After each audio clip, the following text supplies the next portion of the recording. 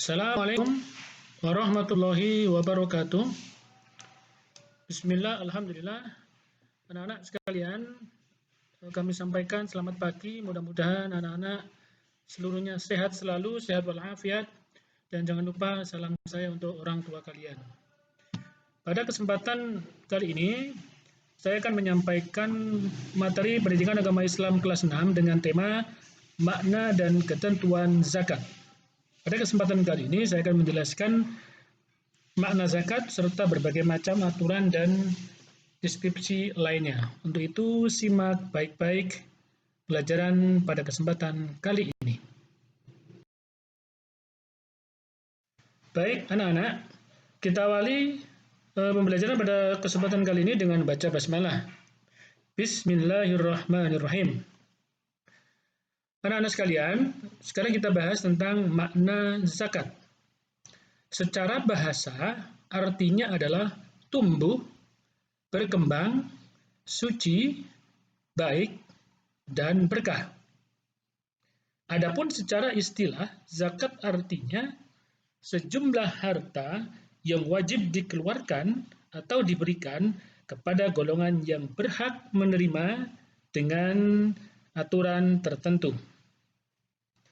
Kemudian, untuk mendalaminya, makna tumbuh dan berkembang itu adalah harta itu tidak akan hilang dan juga tidak akan berkurang. Adapun makna suci, hartanya akan bersih serta membersihkan jiwa kita. Itulah anak-anak makna zakat secara bahasa ataupun secara istilah. Setelah anak-anak memahami istilah ataupun pengertian zakat, kali ini kita masuk ke slide yang kedua, yakni ketentuan zakat. Apa saja yang dalam ketentuan zakat ini? Yang pertama adalah rukun zakat. Jadi rukun itu adalah sesuatu yang harus dilakukan, wajib dilakukan. Jika tidak, maka ibadah tersebut dinyatakan tidak sah dan harus diulang. Rukun zakat yang pertama adalah niat. Niat secara pribadi. Yang kedua adalah orang yang berzakat, adanya orang yang zakat atau disebut dengan muzaki.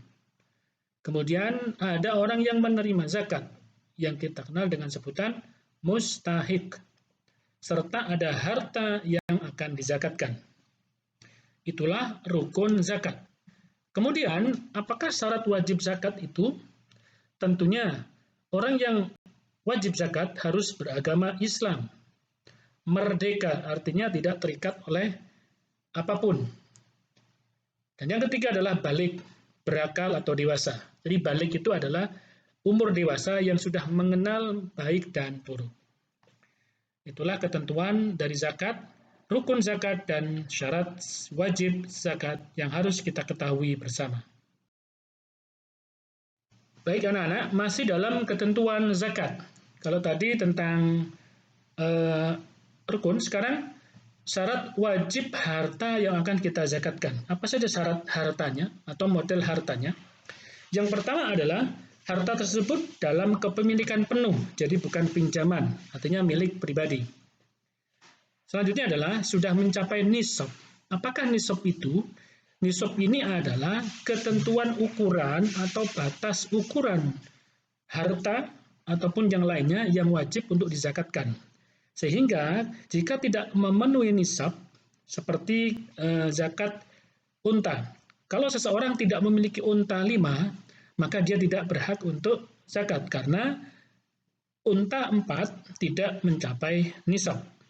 Demikian juga dengan sapi yang jumlahnya harus 30 nisabnya. Apabila ada yang memiliki hanya 10, maka belum wajib menyampaikan atau menyerahkan zakat ternaknya. Kenapa? Karena belum mencapai nisabnya, yakni 30 ekor sapi. Yang selanjutnya adalah sudah memenuhi haul, artinya barang atau harta kita itu sudah 1 tahun. Jadi zakat itu adalah dihitung setahun, bukan setiap bulan. Kalau sudah setahun, ada sisa harta dan sudah memenuhi nisab, maka ia wajib mengeluarkan zakatnya. Kemudian harta ini berkembang, artinya bulan demi bulan harta itu bertambah, sehingga penambahan itulah yang wajib dizakatkan. Kemudian melebihi kebutuhan pokok. Apabila dari anak-anak masih kurang atau mungkin pas-pasan, maka tidak berhak untuk mengeluarkan zakatnya. Diwajibkan ketika kebutuhan kita itu berlebih. Kemudian syarat wajib yang terakhir adalah harta itu bukan dari harta hutang, pinjaman, dan lain sebagainya. Jadi harta milik pribadi. Kepemilikan pribadi tidak ada sangkut pautnya dengan orang lain. Selanjutnya anak-anak, syarat sah zakat. Jadi tanpa ini maka zakat itu tidak akan sah. Yang disebut dengan syarat sah zakat. Yang pertama adalah niat. Ya, di dalam hati boleh dengan lisan, yang penting intinya adalah kita mempunyai keinginan, niatan secara sengaja untuk mengeluarkan zakat. Yang kedua, menyerahkan hak kepemilikan. Jadi harus diserahkan. Tidak boleh setelah niat kemudian tidak diserahkan hak atau harta yang akan kita zakatkan. Itu anak-anak syarat ketentuan zakat yang meliputi syarat wajib dan syarat sah zakat. Setelah kita tahu memahami ketentuan-ketentuan zakat, maka kita akan lebih mendalami lagi tentang macam-macam zakat. Pada kesempatan ini akan saya sampaikan adalah pengertian dari zakat fitrah. Zakat fitrah adalah sejumlah harta yang wajib ditunaikan oleh setiap muslim. Waktunya apa?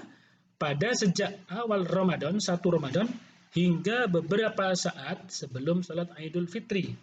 Atau maksimal malam hari takbiran ketika paginya akan melaksanakan sholat Idul Fitri. Apabila sudah lepas dari sholat Idul Fitri atau pas hari sholat Idul Fitri, maka tidak termasuk kategori zakat fitrah. Bisa disebut dengan sedekah atau infak seperti biasanya. Sehingga waktu akhir dari zakat fitrah adalah sebelum melaksanakan sholat Idul Fitri. Itu adalah waktu yang utama. Zakat fitrah biasanya berupa makanan pokok. Kalau kita beras, berapa? Ada yang berpendapat 2,5 kg, ada juga yang berpendapat 2,7 kg. Atau 3,5 liter, kalau diuangkan bisa mencapai maksimal Rp50.000. Itu adalah pengertian dari zakat fitrah dan ukurannya.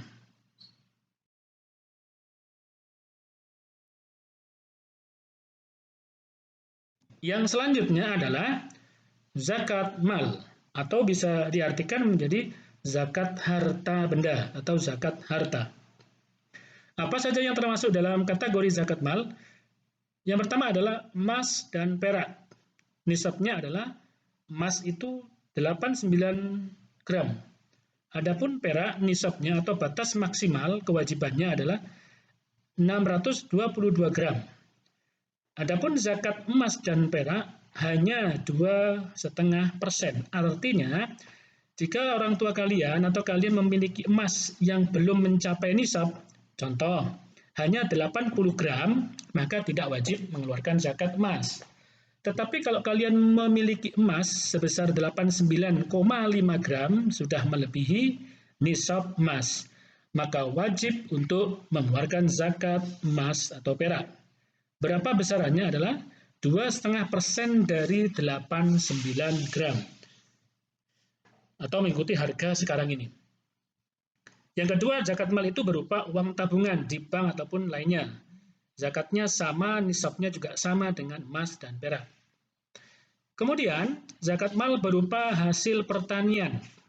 Seperti berkebun, pertanian, dan lain sebagainya dengan catatan jika ada biaya penyiraman, jadi menggunakan biaya untuk menyirami dan sebagainya, maka zakat pertanian itu dikenakan 5%-nya dari seluruh hasil panen. Sedangkan pengairannya itu jika ini berasal dari air hujan saja tanpa ada biaya, maka zakat yang wajib dikeluarkan dari hasil pertanian itu sebesar 10%. Jadi bedanya 5 dan 10%. Selanjutnya adalah harta perniagaan. Ini zakatnya nisabnya disamakan dengan emas dan perak. Selanjutnya, binatang ternak yang meliputi unta itu nisabnya 5 ekor, tentunya zakatnya 1. Kemudian sapi, jika sudah mencapai 30 ekor, maka wajib zakatnya 1 ekor.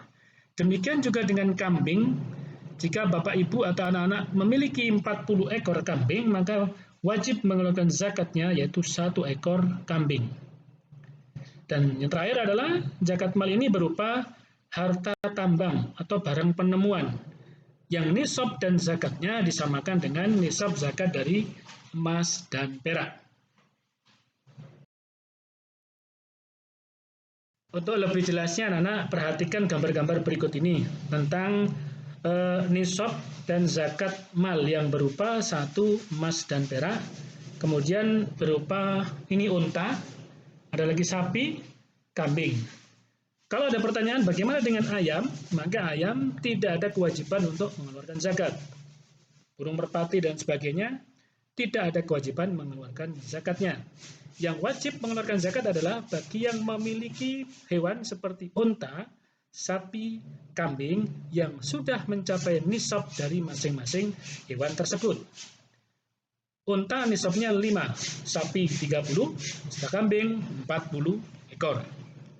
Itu penjelasan dari secara rinci dari nisab dan ukuran zakat hewan.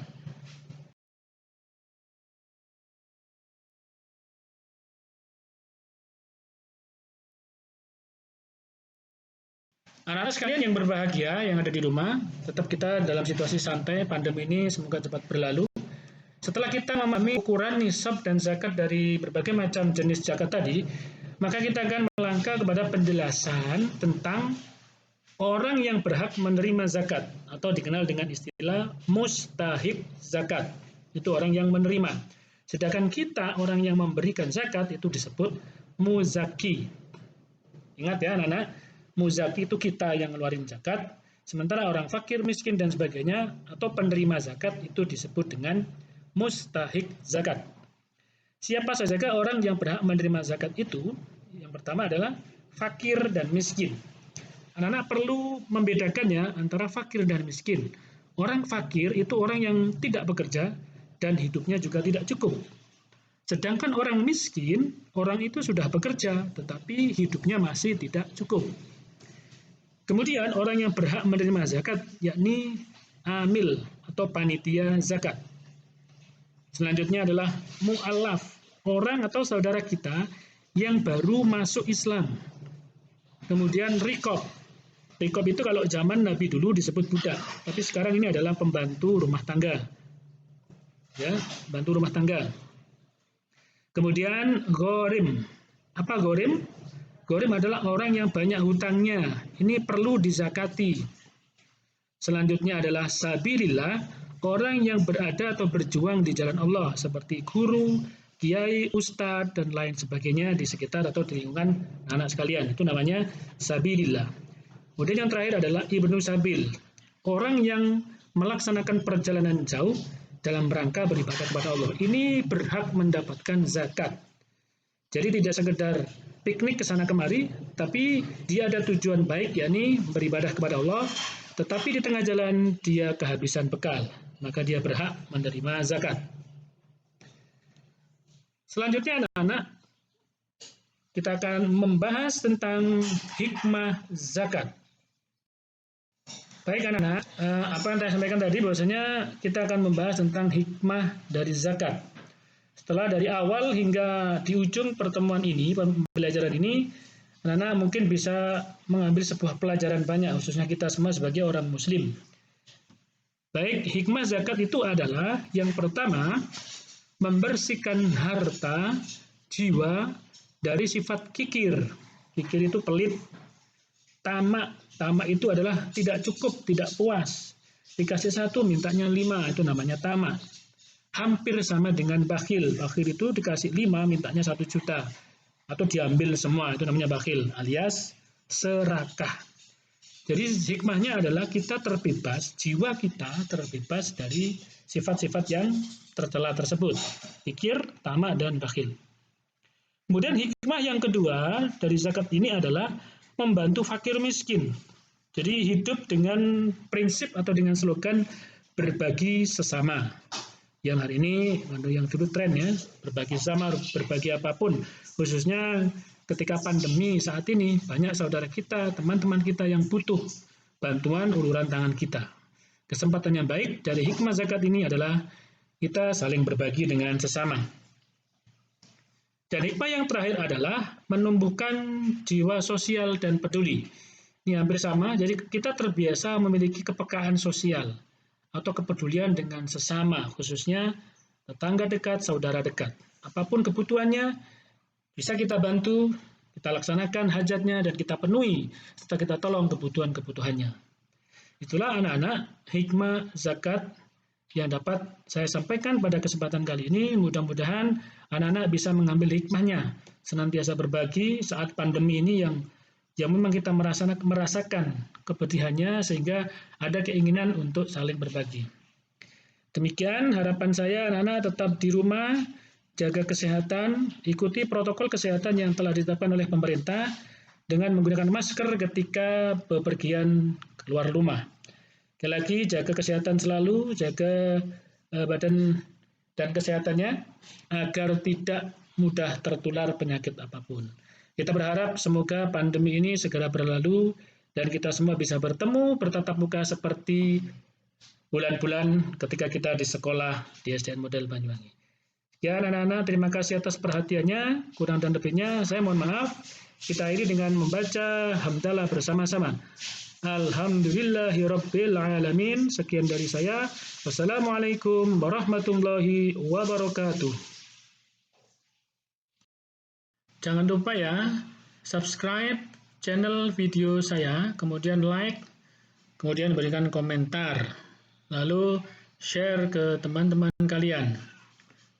Jangan lupa. Terima kasih.